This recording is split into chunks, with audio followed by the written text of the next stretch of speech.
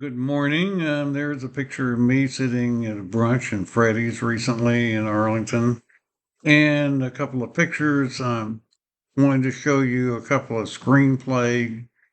There's one that was written by Brian Eric for me for my universe of the first, based on the first chapter of the first Do Ask Do Tell book, and then here's a full length feature script written by me that's longer and more structured according to Harmon Circle principles. And those are my four books. This is an original print run back in 1997. That's the print on demand right there. And then the second book in 2002 and the 2014 book. And let me get to um, my setup here. And I want to talk a little bit about the fourth book, which I'm working on. Um, I think for right now, we're going to assume that we're still using the Do Ask Do Tell moniker, and my um, nickname or my screen name is Bill Bushka. There's a little bit of complexity with that, but that's not, we won't talk about that today. I'm hoping to have this out sometime in the spring, maybe of 2026, get it into editing after Thanksgiving. Um, there will be, um, I went over this on June 30th of this year, so I've introduced this before. So very briefly, the book will have probably about eight chapters on topics, bringing up bringing the gender identity issue particularly up to date. Which, for example, you can see what that I've actually got a very long chapter already working on that, and the idea of substantive due process and individual rights, and then maybe the limitations on them. The issue of age verification, which I think is going to become very critical, have some important things to say about that, and then the issue of elections, and then to talk about immigration, and then finally about sustainability and my own place in it. I'm trying each of these topics. What I'm trying to do is bring my own lived experience into the issue as much as possible, and then I'll talk about the issue as it is developed in the news, factually, although not in as much detail. I'll probably give you a lot of references, but I have worked elections before, and particularly in 2016, I had some contact with the immigration system when I thought we might be taking on an asylum seeker. And the whole question, the third of my three books in 2014 never even mentioned the transgender issue when I was talking about what it's like if you're not conforming, a gender conforming person yourself. Essentially, I talked about that in the third book a lot. And I also talked about freedom of reach associated with the internet a lot. Um, and I talked about the workplace a lot. But I have to bring that up to date because some of my own life experiences,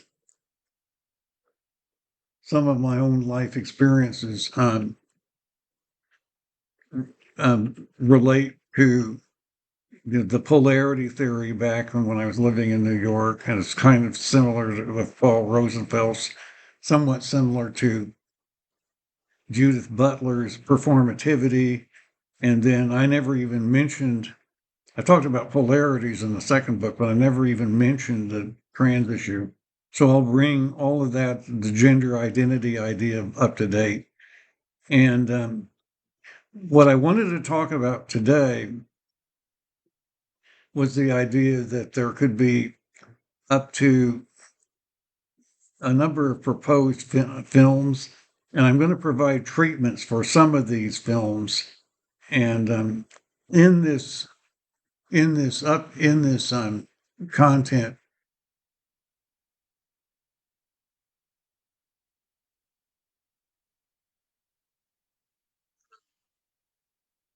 Well, the films are based on a an autobiographical directory, which will be online. It's in 6 parts.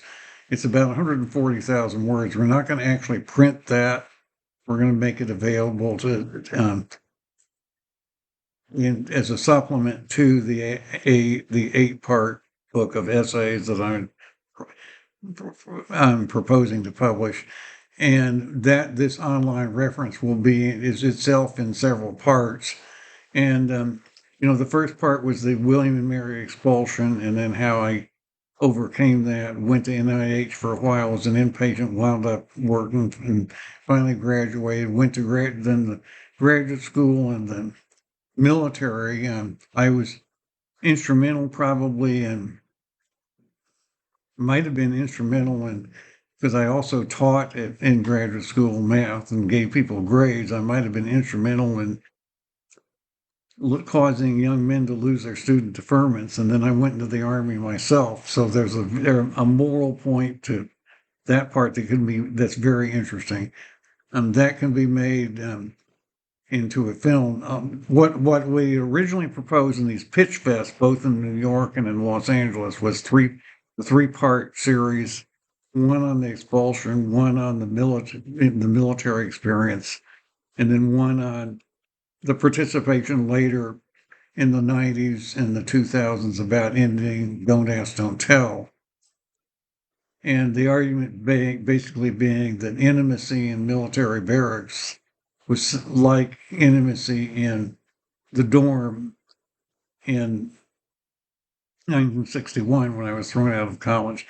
There's a little more to it than that, because the whole idea of what gives men an incentive to have family and marry and spend your life with one person and play by society's rules, that's turning out to be has a lot more to do with a person's sense of identity and lineage than I used to think it did. So that's something that will enrich and complicate the narrative. You get on further to the workplace career and lived, decided to come out. That was very, when I was away from home the second time living in New Jersey, I was going to live a gay life, and that was a very interesting thing. And then living in New York for 4 years, and then why I moved to Texas, because of a personal experience that's kind of interesting and ironic. I lived in Texas for 9.5 years, and then the resets, coming back home, kind of starting being middle aged when I was middle 40s, and you'll see with each one of these, there is a suggestion of where there could be a short film or a streaming episode or a normal feature. And then, so that's, um, and then the second reset, writing the book, dealing with a workplace conflict of interest, moving to Minneapolis, um, and then coming back a second time in 2003, which is kind of a second reset, and then becoming kind of a famous, non-famous person on the internet in an unusual way, but my way of doing things is much older. And that would lead, so now if you were to do a streaming series, I think you would have to do 5 episodes, not 3. You'd have to do an episode. You'd have to do an episode about the when I was living in New York and in Texas, and talk about the polarity theory and talk about the area of mutual agreement, um, and then talk about the AIDS epidemic.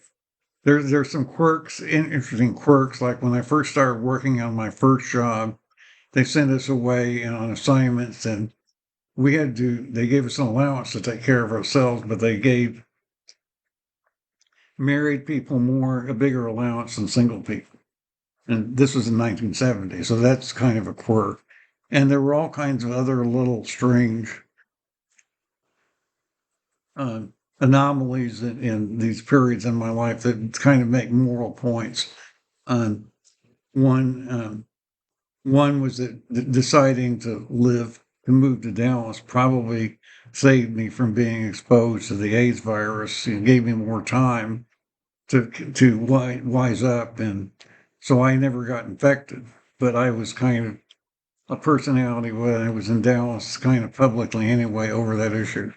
Um, then, so there'd be five. If we ever did a pitch fest now, there'd be five.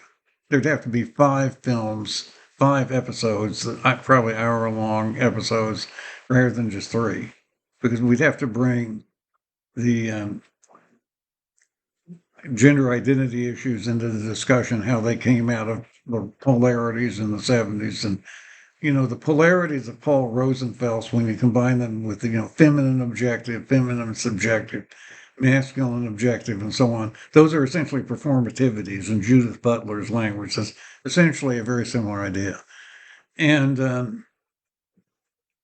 then when we, and so you could do a streaming series. Now you can make strong feature films from this material. You can make a strong feature from the you can make a strong feature based on the William and Mary expulsion, and then everything that happened all the way until I graduated from as an undergraduate at the end of the start of '66. You can make a pretty strong feature about when I was in the military and about the being getting out of going into combat, because I had a degree, about the privileged position of college people, and about the fact I had been a teacher and it had probably helped people get drafted, caused people to get drafted. You can do something with that idea in the second film, which might seem twisted a little bit, but you can. Then there's an idea when I was actually dating women, there was a kind of an interesting sequence of things. I talk about a little bit in the third book, but you could actually make an interesting feature film about that. And then you could also make a film about something that happened when some of my online material that I put online. This was even before I was using Blogger. This wasn't even social media. This was back in 2005 that caused a controversy when I was substitute teaching. And it's a mystery exactly how it happened. That's another big mystery, just like some of my expulsion in 1961 was a bit of a mystery. You could make a film about that. And that's all that personal stuff. And that would be a pretty complex film, but it would follow Harmon Circle principles. And you can make it dramatic and you can make it interesting. And then the last one would be just like the expedition thing, which is based on my period when I was dating, and then went on a trip in the strip mine country at the end of the story. This one is sort of like this last one is sort of like another road trip. One time I thought these would be short films and they could be put together and called two road trips. And that was one idea I had one time, but now they sound like they would have to be features. And the last one is another little road experiment where is invited to something to get what he wants, invited to visit a commune. And then on the way back, sort of the world blows up on the way back. That's the ocelot, the way he is. And that story is in the third book. So these two short stories would probably be better as feature films than as short films. But I did suggest three short films. One is an expulsion, which I've already written, and I showed you in December of 2024. That was after the election, after we knew Trump was going to be in and everything. And then an incident, a very challenging confrontational interview I had with somebody right after I moved to New York, and October 1974. That might make a good short film. And then an unusual date I had in 1978. And the circumstances of it, the way it played out, and then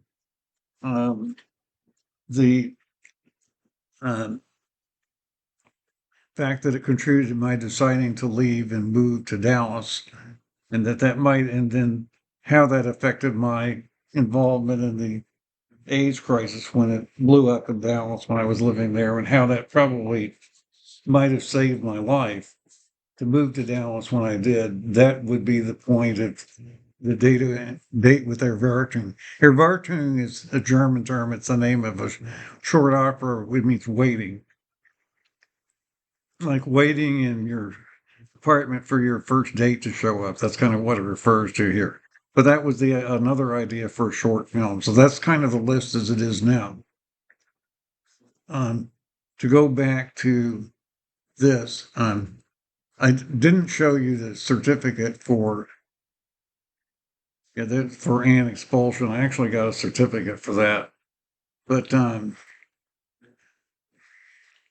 that's kind of what I've got. Again, I had presented some of this on June the 30th, and so I'm bringing it up to date.